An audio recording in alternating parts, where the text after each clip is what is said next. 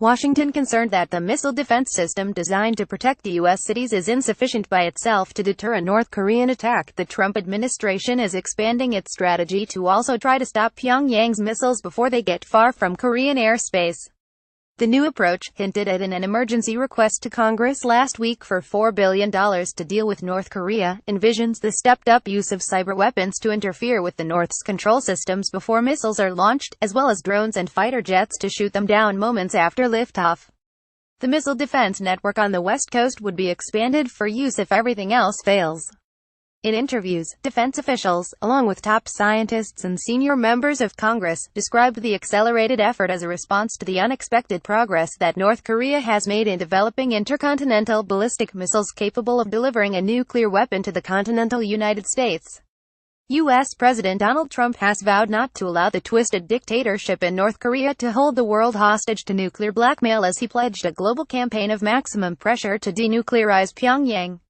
"It is an all-out effort," said Senator Jack Reed of Rhode Island, the top Democrat on the Senate Armed Services Committee, who returned from a lengthy visit to South Korea last month, convinced that the United States needed to do far more to counter North Korea. "There is a fast-emerging threat, a diminishing window, and a recognition that we can't be reliant on one solution. For years, that single solution has been the missile batteries in Alaska and California that would target any long-range warheads fired toward the U.S. mainland, trying to shoot them down as they re-enter the atmosphere. Such an approach, known as hitting a bullet with a bullet, remains of dubious effectiveness, even after more than $100 billion has been spent on the effort. Anti-missile batteries on ships off the Korean coast and in South Korea protect against medium-range missiles but not those aimed at U.S. cities. So the administration plans to pour hundreds of millions of dollars into the two other approaches, both of which are still in the experimental stage. The first involves stepped-up cyberattacks and other sabotage that would interfere with missile launches before they occur, what the Pentagon calls left of launch. The second is a new approach to blowing up the missiles in the boost phase, when they are slow-moving, highly visible targets. President Donald Trump has praised the existing missile defense system, insisting last month that it can knock out a missile in the air 97% of the time, a claim that arms control experts call patently false. In trial runs, conducted under ideal conditions, the interceptors in Alaska and California have failed half of the time. And the Pentagon has warned administration officials that the North will soon have enough long-range missiles to launch volleys of them, including decoys, making the problem far more complex. That helps explain the rush for new protections.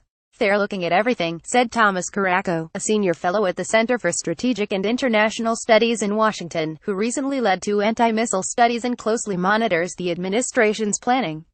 "What you're seeing is a lot more options on the table. The $4 billion emergency budget sought by the White House is on top of the $8 billion that the Missile Defense Agency has already been granted for this fiscal year, as well as what other military services and agencies are putting into missile defense. Another $440 million was moved from existing programs to anti-missile work 2 months ago, as the North Korea threat became more serious." In the emergency request to Congress, and in documents made public by its committees, the precise use of the funds is cloaked in deliberately vague language. Hundreds of millions of dollars, for example, are allotted for what the documents called disruption defeat efforts. Several officials confirmed that the disruption efforts include another, more sophisticated attempt at the kind of cyber and electronic strikes that President Barack Obama ordered in 2014 when he intensified his efforts to cripple North Korea's missile testing. Using cyberweapons to disrupt launches is a radical innovation in missile defense in the past 3 decades. But in the case of North Korea, it is also the most difficult. It requires getting into the missile manufacturing, launch control and guidance systems of a country that makes very limited use of the internet and has few connections to the outside world, most of them through China and, to a lesser degree, Russia.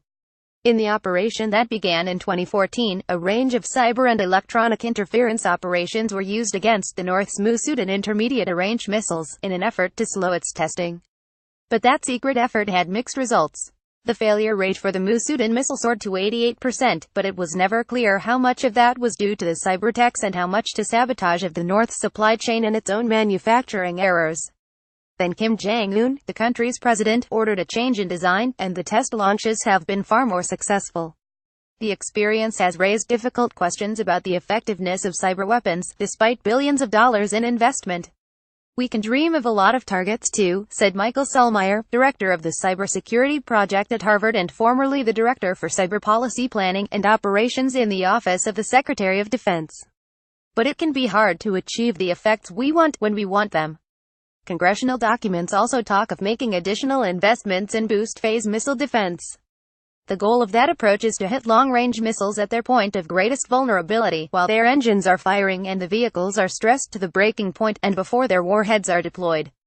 Defense Secretary Jim Mattis is also weighing, among other boost phase plans, formulas that draw on existing technologies and could be deployed quickly. One idea is having stealth fighters such as the F-22 or the F-35 scramble from nearby bases in South Korea and Japan at the first sign of North Korean launch preparations. The jets would carry conventional air-to-air missiles, which are 12 feet long, and fire them at the North Korean long-range missiles after they are launched. But they would have to fly relatively close to North Korea to do that, increasing the chances of being shot down. A drawback of boost phase defense is the short window to use it. Long-range missiles fire their engines for just 5 minutes or so, in contrast to warheads that zip through space for about 20 minutes before plunging back to Earth. And there is the risk of inviting retaliation from North Korea. You have to make a decision to fire a weapon into somebody's territory. John E. Hayden of the Air Force, commander of the U.S. Strategic Command, which controls the U.S. nuclear missile fleet, recently told a Washington group. And if you're wrong, or if you miss a boost phase idea, getting much notice would be to have drones patrol high over the Sea of Japan, awaiting a North Korean launch. Remote operators would fire heat-sensing rockets that lock onto the rising missiles. It's a huge advance, Gerald Jonas, chief scientist for President Ronald Reagan's Star Wars program, said of the drone plan. It's one of those things where you hit yourself on the forehead and say, why didn't I think of that? Leonard Caveney, a main planner of the rocket-firing drones and a former Navy officer who directed science and technology at the Pentagon's anti-missile program from 1985 to 1997, said an accelerated program could produce the weapons in a year or less. Caveney's team is considering use of the Avenger, a drone made by General Atomics that has a wingspan of 76 feet. This is going to be a game-changer, said Arthur L. Herman, a senior fellow at the Hudson Institute in Washington, who collaborates with Caveney. The Pentagon's Missile Defense Agency is also developing a drone that would fire potent laser beams at rising missiles. But recent plans would have it make its debut no sooner than 2025. Too late to play a role in the current crisis, are the Trump presidency. Even so, the effort has influential backers. In the recent talk, Hayden of Strategic Command called lasers much better than interceptor rockets because they avoided questions over firing weapons into sovereign territories, especially to knock out missile test flights. A potent beam of highly concentrated light, he said, goes out into space, avoiding the trespassing issue.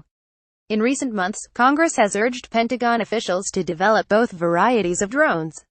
Theodore Postel, a professor emeritus of science and national security policy at the Massachusetts Institute of Technology who has drawn up plans for a missile-firing drone, argued that fleets of such weapons patrolling near the north, threatening to undo its strategic forces, would be extremely intimidating and create new diplomatic leverage. We need it now, he said. My concern is that we get something out there quickly that will pressure North Korea to negotiate.